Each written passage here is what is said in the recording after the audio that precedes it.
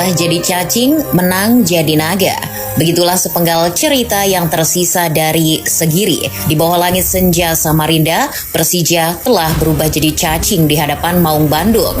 Pupus sudah harapan macan Kemayoran bermimpi jadi juara. Kini harapan perlawanan tinggal tersisa di pundak Borneo FC. Pesut Etam terus menggila dengan menempel ketat poin Pangeran Biru. Aksi comeback luar biasa yang terjadi di Bali membuktikan kematangan mental mereka. Siapa yang menyangka tim dari luar Jawa ini bisa bersaing dengan Persib untuk jadi juara? Tim yang sudah jatuh bangun melewati rintangan yang amat terjal dari awal musim. Dari mulai keraguan hingga upaya penggembosan sempat dialami mereka. Di video ini kalian gak hanya akan mengetahui kenapa Borneo bisa bersaing jadi juara, tapi juga kecerdasan mereka membangun tim ini dengan finansial terbatas. Musim ini adalah lembaran baru bagi Borneo FC. Mereka merombak sebagian besar pemain sekaligus staf kepelatihan.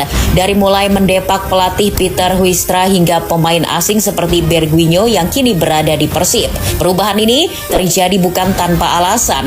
Pemilik Nabil Hussein dan Chief Operating Officer Ponario Astaman ingin adanya penyegaran di tim ini. Tidak muluk-muluk menargetkan untuk jadi juara. Mereka hanya ingin membangun tim dengan sebuah sistem dan perekrutan yang terarah sesuai kapasitas finansial mereka. Manajemen Pesut Etam tidak asal dalam melakukan perombakan. Mempertahankan beberapa pemain hebat di tiap posisi jadi hal krusial, seperti kiper Nadeo Argawinata, bek Christope Duwarugira, gelandang Kai Hirose hingga Mariano Peralta. Mereka ini ibarat tiang penyangga untuk membantu wajah baru dalam beradaptasi, sebab sebagian besar pemain baru yang didatangkan belum pernah merasakan atmosfer sepak bola tanah air. Wajah baru Borneo musim ini dibangun tidak berdasar kemewahan, tapi efektivitas. Mereka bukan seperti Persib, Dewa United, Malut United atau Persija yang sudah gila-gilaan belanja pemain bintang mahal. Pesut Etam justru memilih tanpa gembar-gembor kemewahan saat mendatangkan pemain. Tapi lihatlah, justru wajah baru Borneo yang sederhana ini tampil di luar dugaan sejak awal musim. Salah satu aktor di balik keberhasilan ini adalah pelatih baru mereka, Fabio Lefundes. Di sini peran kecakapan manajemen Borneo. Mereka tidak asal comot pelatih tapi melihat track record. Profil pelatih asal Brazil ini gak sembarangan. Mentalnya sudah terasah sejak menjadi pelatih fisik di John Book Hyundai hingga asisten pelatih di Botafogo. Lefundes memang bukan pelatih dengan nama besar, tapi dia adalah sosok yang dibutuhkan tim ini. Strategi dan karakter bermainnya yang cepat, fisikal, agresif, dan menyerang dianggap cocok dengan materi yang dimiliki Borneo. Lefundes membangun tim ini tidak seorang diri, ia menunjuk staf pembantu berkualitas di pos-pos krusial, seperti pelatih khusus kiper, João Gabriel, hingga video analis Vinicius Argirita, yang sama-sama dari negeri Samba. Mereka menyulap Borneo menjadi tim yang tidak hanya produktif, tapi juga kuat secara fisik dan pandai dalam fase transisi. Fleksibilitas lini serang adalah salah satu strategi luar biasa yang diterapkan Borneo musim ini. Duo kreator mereka, Juan Villa dan Mariano Peralta, diberi banyak ruang kebebasan untuk berkreasi. Keduanya ibarat monster yang bisa mengancam pertahanan lawan dari berbagai sisi. Mariano Peralta terbukti lebih subur dengan strategi ini. Lihat golnya musim ini 2 kali lipat lebih banyak dari musim lalu. Menariknya, Fabio Lefundes membangun tim ini bukan hanya bermodal kekuatan pemain asing, melainkan juga kekuatan pemain muda lokal. Ia cerdik memanfaatkan kapasitas pemain lokal yang berkualitas. Siapa yang menyangka pemain muda seperti Rivaldo Pakpahan, Komang Teguh hingga Enzi Buffon disulap jadi kerangka utama tim ini. Tangan dingin Lefundes boleh jadi salah satu faktor keberhasilan Borneo musim ini. Tapi di luar itu jangan juga dilupakan peran tim ini dalam strategi kebijakan transfer. Inilah yang selama ini jadi rahasia dapur manajemen Pesut Etam. Mereka selalu dipuji banyak orang tentang kesuksesannya merekrut talenta asing berkualitas. Dalam sebuah acara podcast Sport 77, pemilik Borneo Nabil Hussein secara belak-belakan membuka rahasia tersebut. Ternyata Borneo musim ini menggunakan bantuan 2 aplikasi untuk beroperasi di bursa transfer. 2 software canggih itu berasal dari Rusia, meski tak spesifik disebutkan namanya, tapi yang jelas aplikasi itu berbayar. Borneo kabarnya bahkan mengeluarkan puluhan juta tiap tahun untuk itu. Dari software itu, Borneo bisa melihat detail semua data pemain-pemain asing di seluruh dunia, mulai dari blunder, skill, hingga potensi riwayat cederanya, semua lengkap. Tidak hanya itu, dari segi standar harga proyeksi nilai jualnya juga ada. Jadi dengan aplikasi itu, Borneo tidak mudah ditipu oleh permainan agen dalam merekrut pemain. Pemain yang mereka datangkan musim ini cenderung gak dikenal. Juan Villa dan João Vinicius didatangkan dari Liga Bahrain, Cak Sambu dan Douglas Coutinho dari Liga Brazil, lalu Marcos Astina dari Liga Argentina.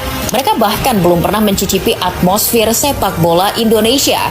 Tapi dengan aplikasi canggih dari Rusia tersebut, manajemen Borneo percaya ada prospek cerah dari mereka.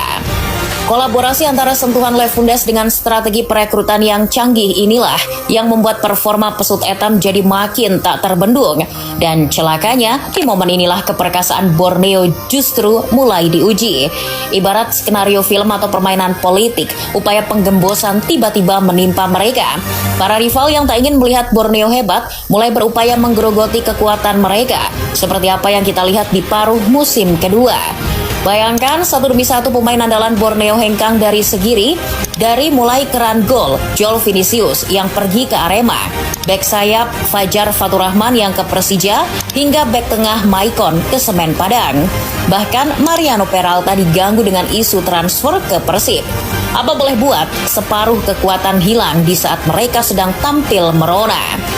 Manajemen Pesut Etam benar-benar dibuat pusing memikirkan penggantinya. Di sisi lain, kondisi finansial Borneo juga terbatas. Mereka bukan Persib atau Persija yang bisa seenak jidat pamer transfer mahal di paruh kedua. Tapi perombakan di paruh kedua musim ini juga mesti dilakukan.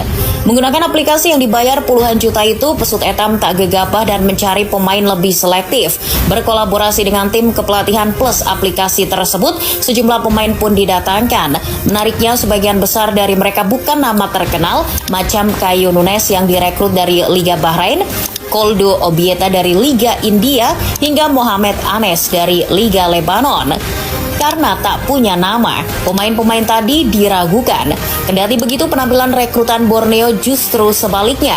Contoh Kaldo Obita, striker asal negeri Matador ini sudah bisa mencetak 7 gol dan 4 assist dari 14 laga. Di sini kita bisa melihat meski adanya upaya penggembosan, Borneo tetap berdiri tegak. Dengan kecerdasan yang dimiliki, mereka tidak mudah goyah meski dikoyak dengan berbagai cara. Penggembosan ini bukan jadi kiamat bagi mereka, tapi justru jadi titik balik perlawanan Pesut Etam. Borneo sekarang adalah satu-satunya pesaing kuat Maung Bandung dalam perebutan gelar juara. 2 laga tersisa jadi penentuan. Disinilah mental mereka akan diuji. Perjalanan jatuh bangun Borneo dengan segala rintangan dan keterbatasan akan ditentukan di laga melawan Persijap dan Malut United. Sapu bersih laga adalah harga mati jika mereka ingin merebut mahkota. Di sisi lain, Borneo juga berharap Persib tergelincir di salah satu dari 2 laga sisa, entah melawan PSM Makassar atau Persijap Jepara. Namun sepertinya mengharapkan Persib tergelincir juga sama sulitnya. Pada akhirnya, Borneo mesti menerima takdir. Sekalipun tak juara nantinya, perlawanan ini layak diapresiasi. Perjuangan keras mereka seharusnya sudah membuat bangga para pusamania di seluruh tanah air. Mereka bukan cacing seperti Persija. Mereka juga tidak mau dianggap sebagai naga. Dengan segala keterbatasan, Borneo berupaya melawan kemewahan Pangeran Biru hingga akhir. Iya, ini adalah cerita soal keberanian sang kesatria. Cerita sebuah klub dari Kalimantan berani tampil menantang kutukan untuk bisa menjadi juara liga.